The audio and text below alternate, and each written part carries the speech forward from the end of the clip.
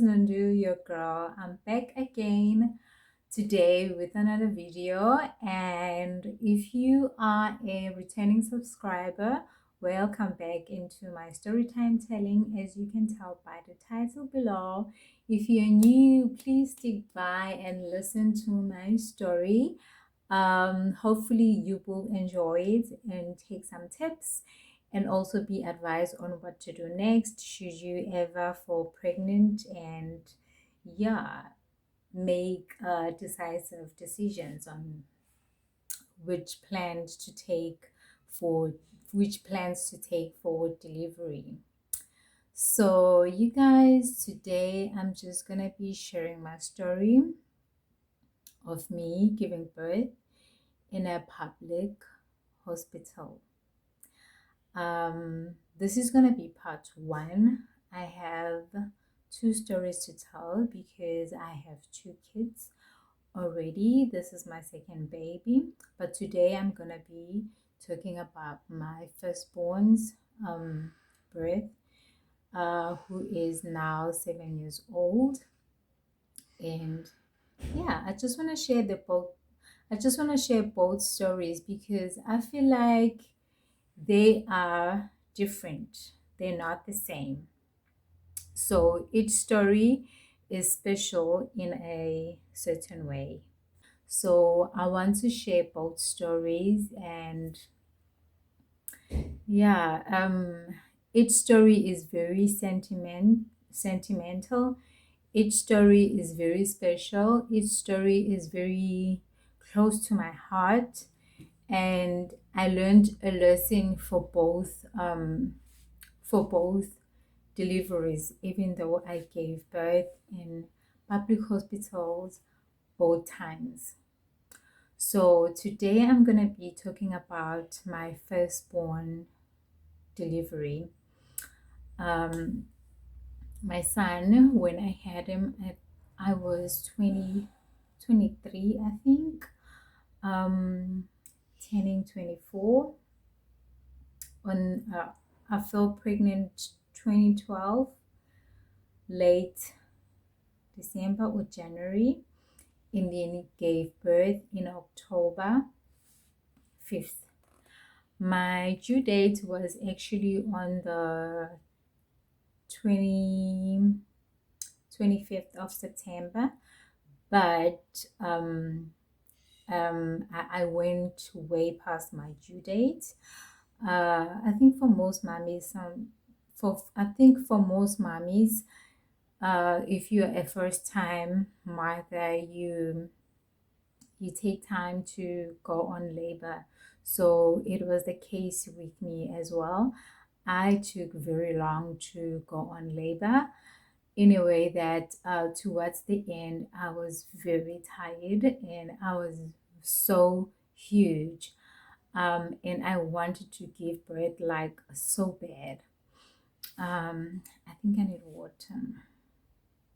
So yeah, guys, without any further ado, let's just get into the story. And yeah, so I went past my due date, as I have just told you. And what happened was, 2 weeks before I went to hospital, I think I started to have contractions because I had been reading a lot about stages of labor and whatnot. So I kind of like knew what to expect. So when I started to feel uh, pain, slightly pains, I decided to go to the hospital, and they checked me, and they said, you are not dilating at all at the moment. You haven't lost your mucus plug. You're not even having a show. So you are nowhere near labor at the moment. We suggest that you go home and wait some more. So I decided to go home that week, and then a few days after that, the pain started again, and I started to pace up and down, and I was pacing the whole time. Um, uh, because I couldn't wait to give birth. And one thing I really wanted to experience was the natural birth. So I made sure during those days that I was taking a lot of walks and I was pacing most of the time during the day in the house just to keep myself flexible and yeah, to make it easy for me to push there at the hospital. So this one night I really felt like the pain keeps on coming back and go, coming back and go, and I ended up counting the intervals, that in how many minutes in between does it comes and goes. And then I saw that it has, I noticed that it started to have a pattern now. And so I decided to call for to be taken to hospital that night. I think it was around about 10 at night. So they took me to hospital, and when I got there, they checked how far I was dilated, and apparently I was only 2 centimeter dilated.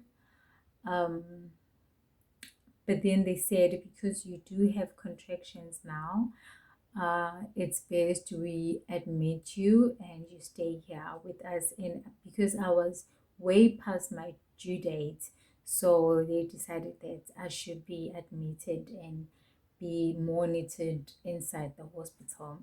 During the time, the hospital that I was going to during my pregnancy, the hospital that I was going to for my antenatal checkups, it wasn't the hospital that I gave birth in, because the one that I used to go to for my checkups was still under renovations. So all the women who were who were being admitted as patients there in that hospital were transferred to a different hospital for delivery. And then after delivery, we were supposed to be taken back to our original hospital and continued to be monitored there. So then I knew where I was supposed to go when I started to be on labor. So I just went straight to that hospital that I was supposed to give birth at. We went there, and so they admitted me. Um, I slept for that first night when I got in there. I had pains. My pains were very light. They were not they were not intense at all. They were bearable. So I stayed that very first night, and I was seeing women being on labor, screaming, giving birth, leaving, um, coming in after me. Um, and then I would see others coming in after me. They would just uh, progress on their labor up to 4 centimeters, 5 centimeters, and then all of a sudden they screaming to push, and they were taken down to labor ward, and then before you know it, they've given birth and they're taking their babies home. So I felt like it's, as much as I could see them struggling with pain when they're about to go to labor ward, like others were even taking off their clothes, they were naked, pacing up and down, saying they're feeling hot. Others, they were induced, their labor was induced. So they say if you are induced, the pain is extreme. And so they were screaming more than others. Others were lying down. It was, quite a very dramatic ward.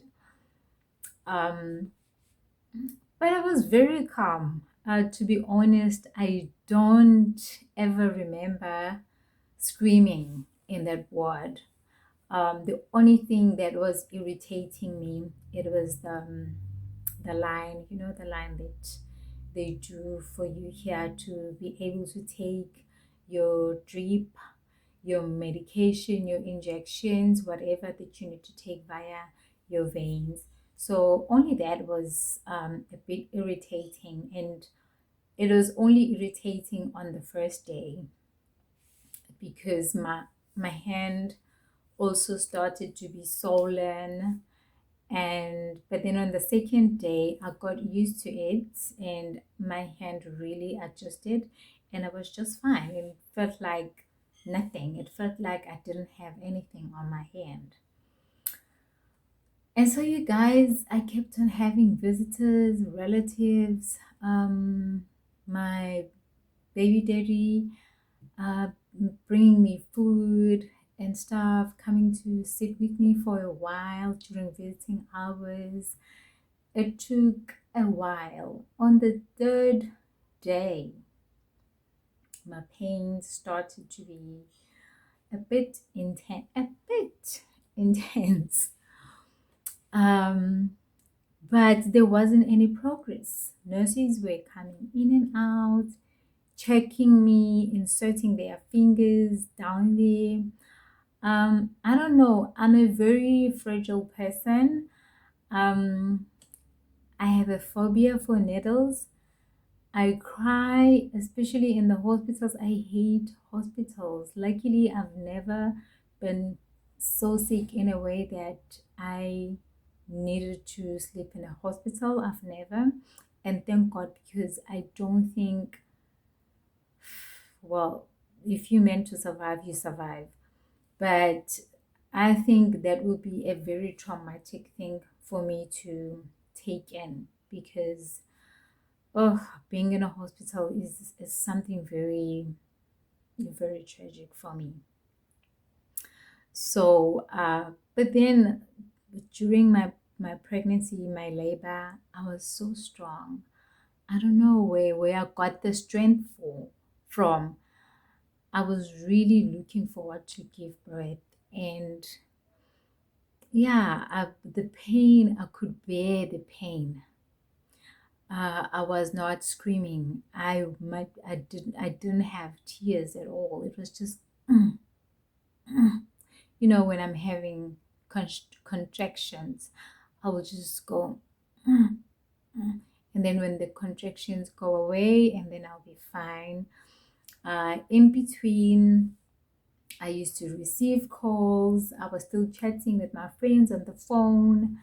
The nurses, I know you guys are looking forward to hear how was I how was I treated in the hospital. The nurses were not bad where I was. Actually, I was, wow, I was really surprised. They were really nice. Um, Before I went to the labor ward, they were really nice. I was getting food.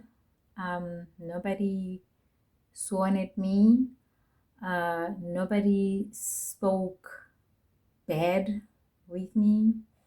Um, it was nice. I felt like we were treated very nice. Well, I'm talking for myself.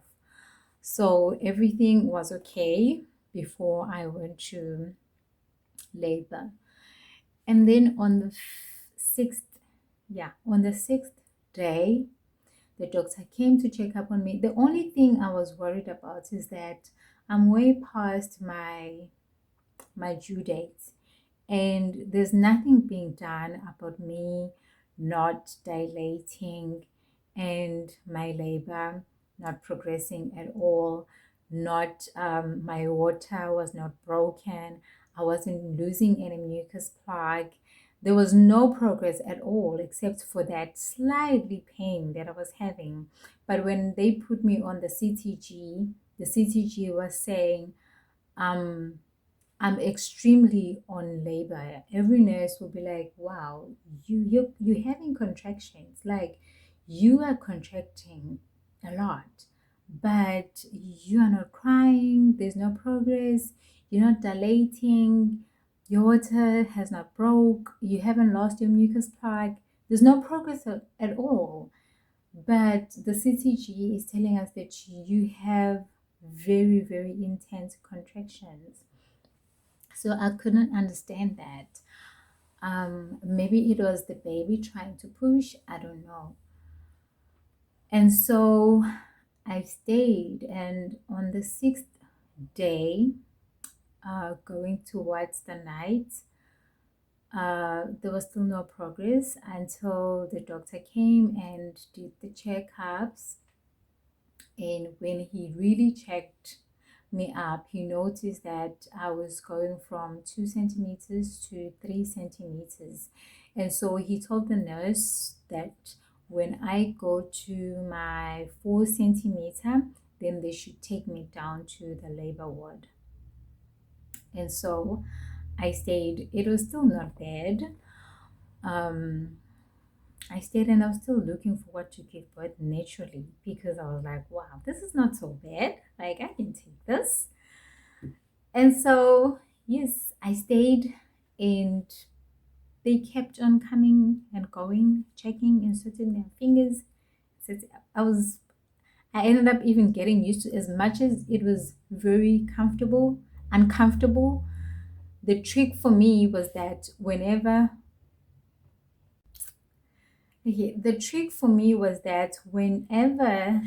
they do that, I breathe. I breathe in and out. And especially when the nurse was inserting the finger, I would actually breathe in, and they say that helps the vagina to open up and relax. So it makes it easier for the nurse to actually insert without having too much discomfort. So that's how I used to escape the pain of having being examined by the fingers.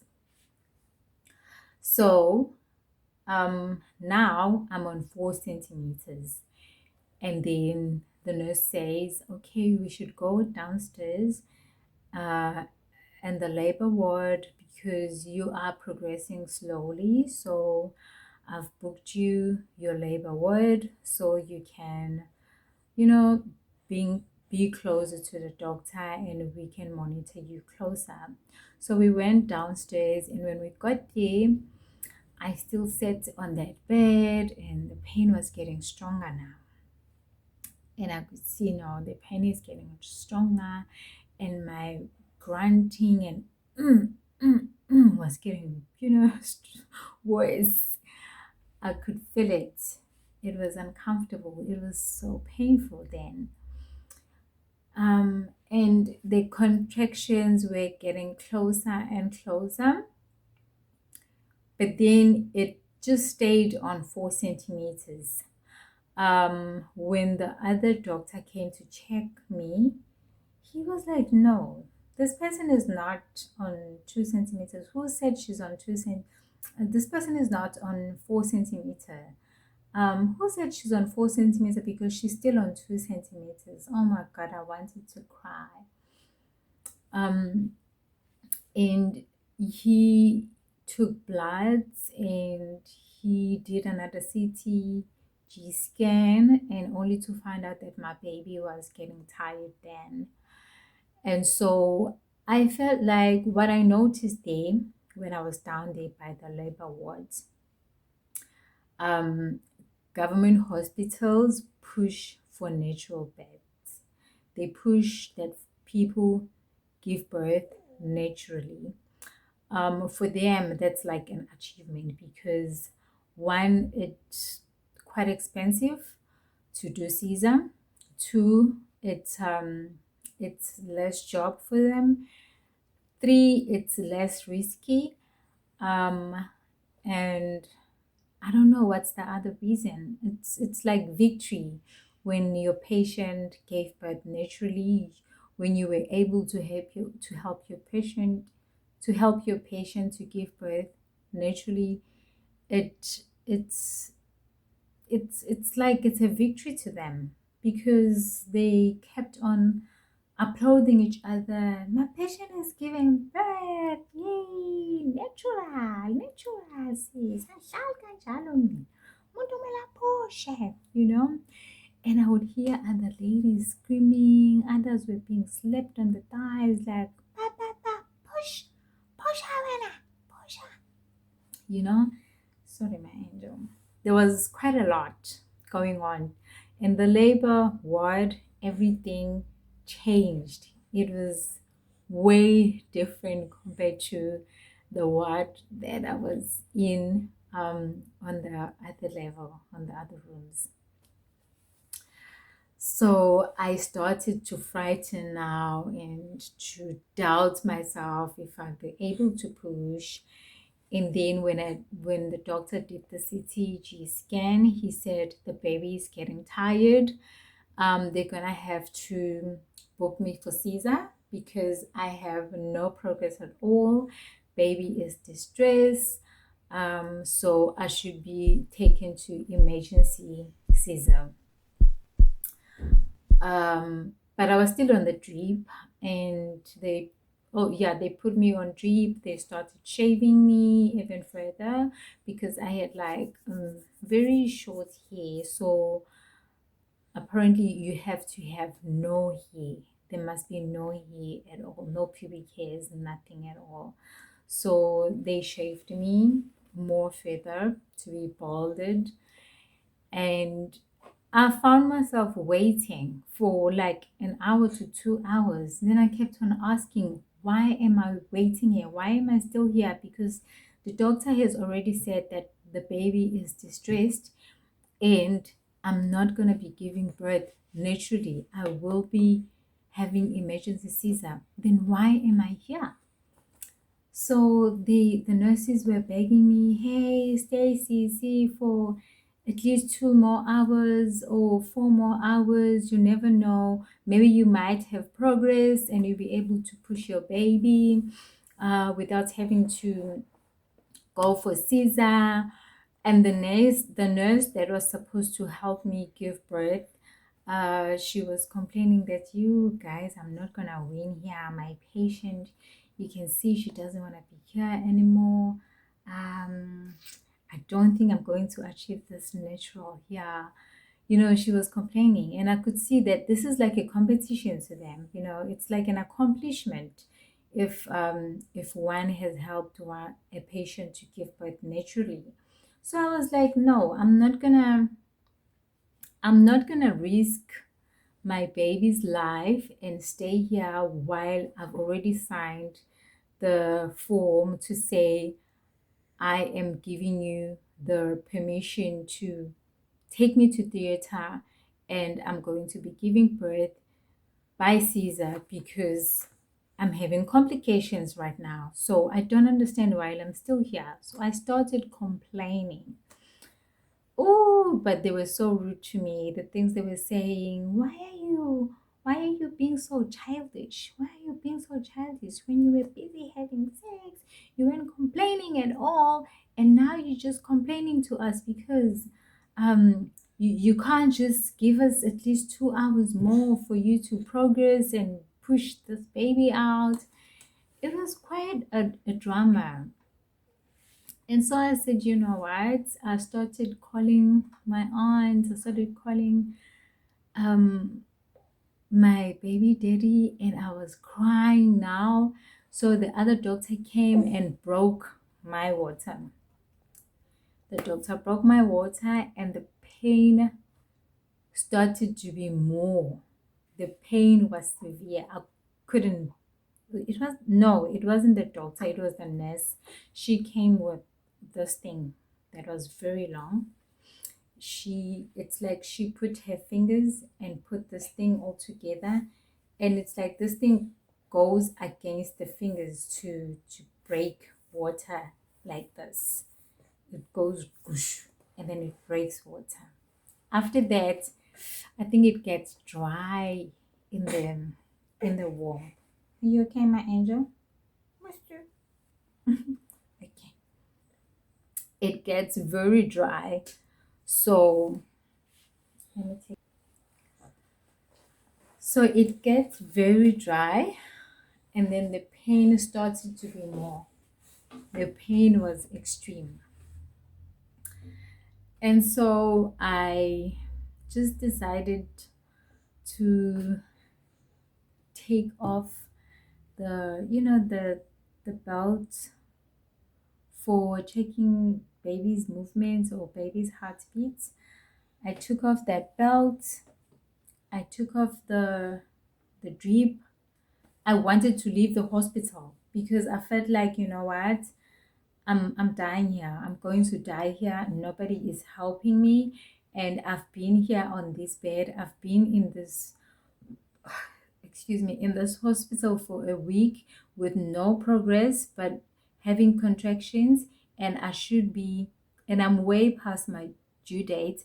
I should be assisted by now to actually give birth, but it's not I felt like it wasn't a priority to them.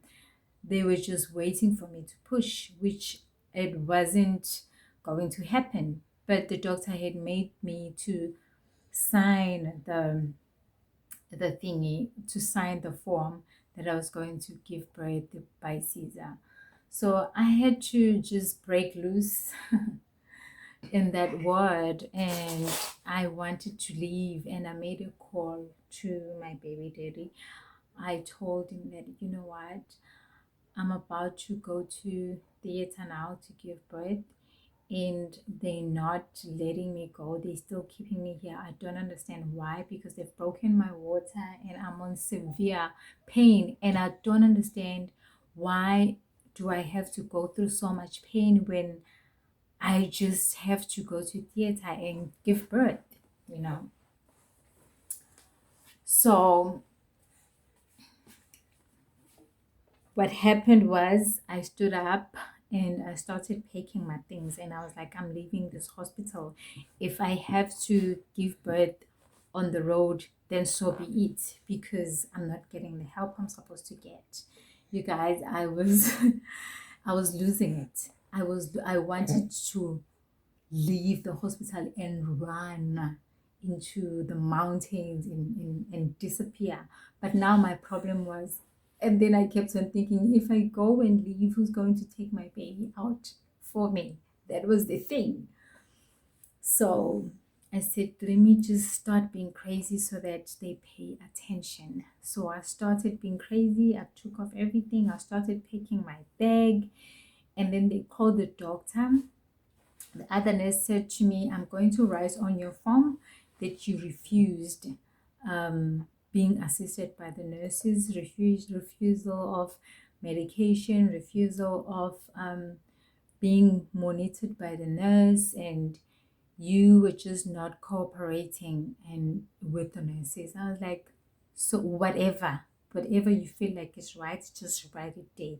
I'm also going to write my statement. Should anything happen to me or this child, I'm also going to write my statement on what actually happened here. And they called the doctor, and the doctor said to me, anyway, she's a patient. Patient is always right. Let's prepare her for theater, and let's take her to deliver her baby. By then it was 11:30 at night. So they quickly prepared me. They took my thing, put into black plastic bags, took my phone. I switched off my phone. They took my phone. They put it into black plastic bags, and somebody took those things and they put them in somewhere safe. They labeled my things with my name, and then I was rushed to theater. At that time, I was rushed to theater, and when I got there, everybody was dressing up. putting on their gowns, preparing to start the job. And you guys, I was so glad. I felt at peace that, you know what, sometimes it really, really helps to be crazy, because people die because of being very too lenient.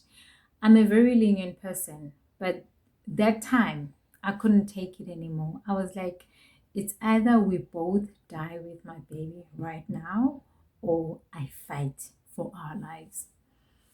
So when I got there to theater, everybody was nice to me. They were talking to me, asking, how am I doing? Do you understand why you're having Caesar now? And I told them, yes, doctor said my baby is getting distressed. My baby is tired. I am not progressing. My labor is not progressing at all. So I am way past my due date. So now I need to give birth. And Caesar is the only way. I said, okay. And they gave me the anesthetic on my back. Is it anesthetic or epidural? That injection that you get on your spine. Guys, the way I was so in pain, I have a huge phobia for injection, but I don't remember how that injection felt that day. That's how much I did not care anymore. I just wanted to be free from my baby, to see my baby screaming and alive, and for my body to be baby free, to stop this pain that I have been enduring for like a week and to hold my baby in my hands. That's all I wanted that time. So I got that injection and then they lay me down slowly, and the other male nurse was just standing on the on my one side. I think it was this side. Yes, and he kept on talking to me, asking how you doing, how you feeling now that you're going to give birth, where did you stay, how old are you? He was just keeping me active, trying to distract me. They say they do that so that you don't fall asleep, because it's not easy to wake up a patient when they're falling asleep in theater. So he kept on talking to me. I didn't know that was the reason, but it made me feel relaxed. All I was looking forward to was to see my baby. Guys, I did not mind whether they were pulling me left, right, down, up. Nothing mattered that time. I was only chatting to this guy and feeling the pushing and pulling, pushing and pulling, they're doing their things. And it felt like it was 5 minutes. That's how much I was looking forward to it. It felt like it was 5 minutes to actually meet my baby. Immediately when I got that injection, I felt a huge relief of contractions. They went away. And then they were busy, busy, busy. Then eventually they pulled my baby out. He took a little while to cry because he was tired. So they had to like hit his feet a little bit. Then he started crying.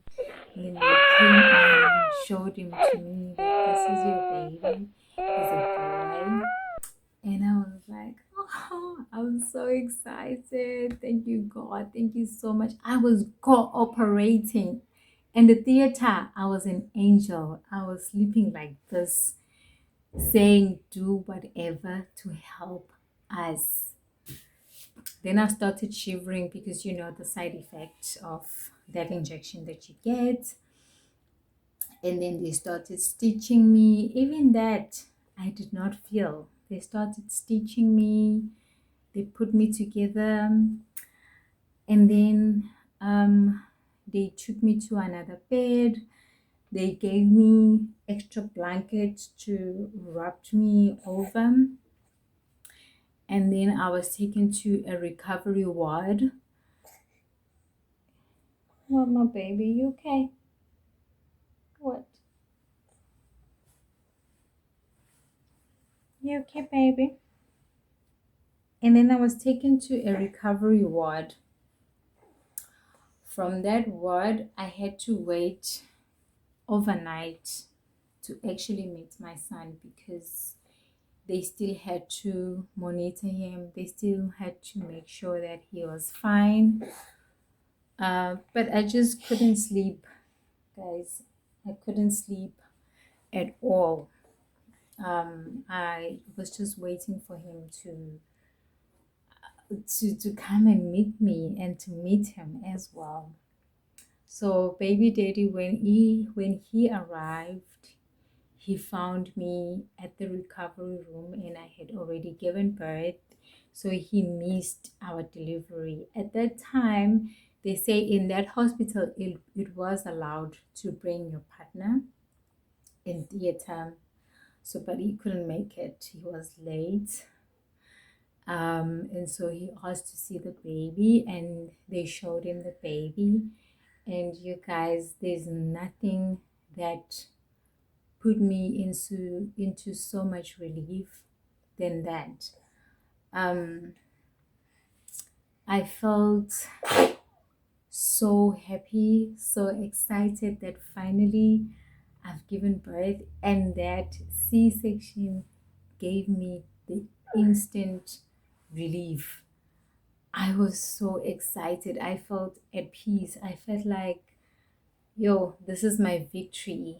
The pain suddenly went away. I felt like the Caesar really, really saved my life and helped me to remove all the pain that I was going through.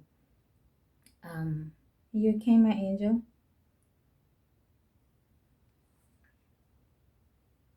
Hmm? Mommy's here.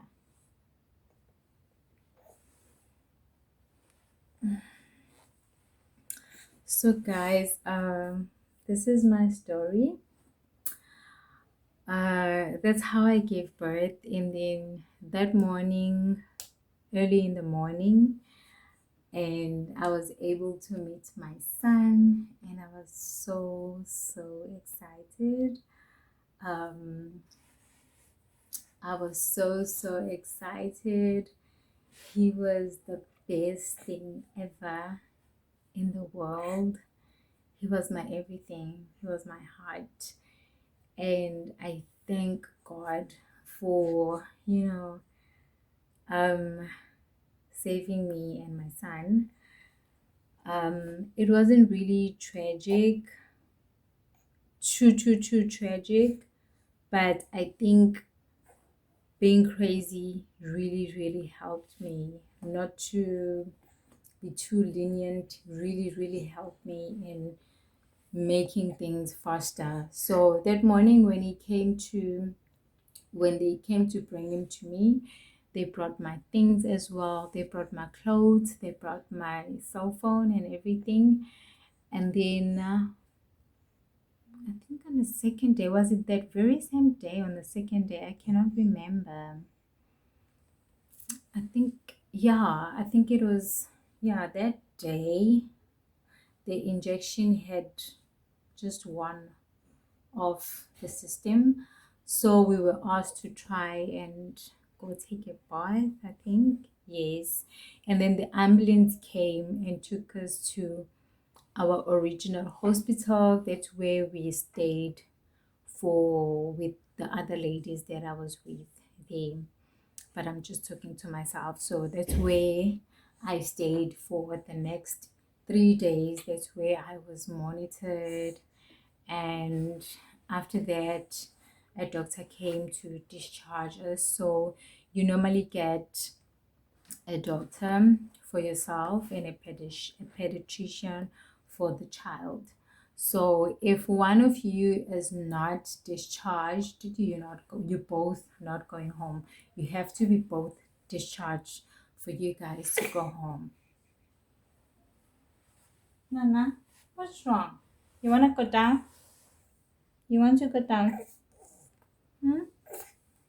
You want to go down? You want to get down?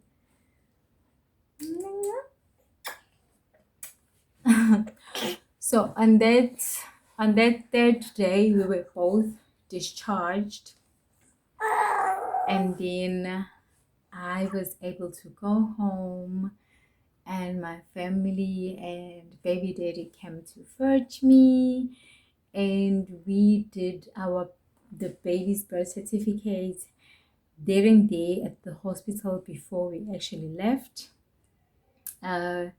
It was very convenient, but by the time we left, we were having baby's birth certificate, and I went home. Yeah, so my C-section recovery, that's another story for another day. And yeah, this is my bed story at the public hospital. How I felt that time, I really appreciated it. For me, it wasn't that bad.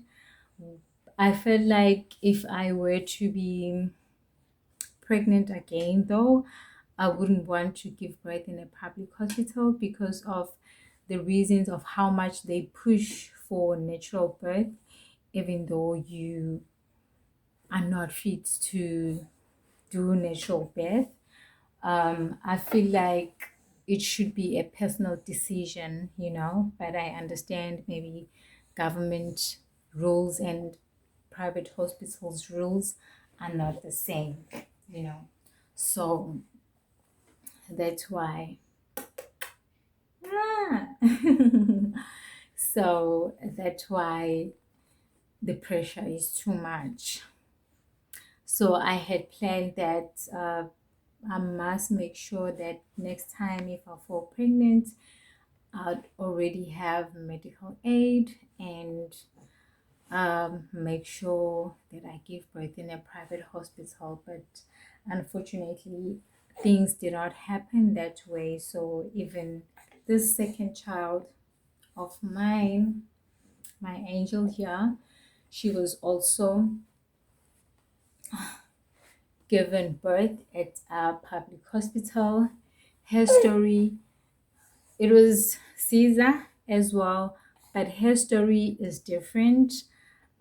Things were more hard compared to my first birth, but that's another story for another day. That's gonna be part two for my giving birth in a public hospital. And I feel like I should share both stories with you guys because they are very different.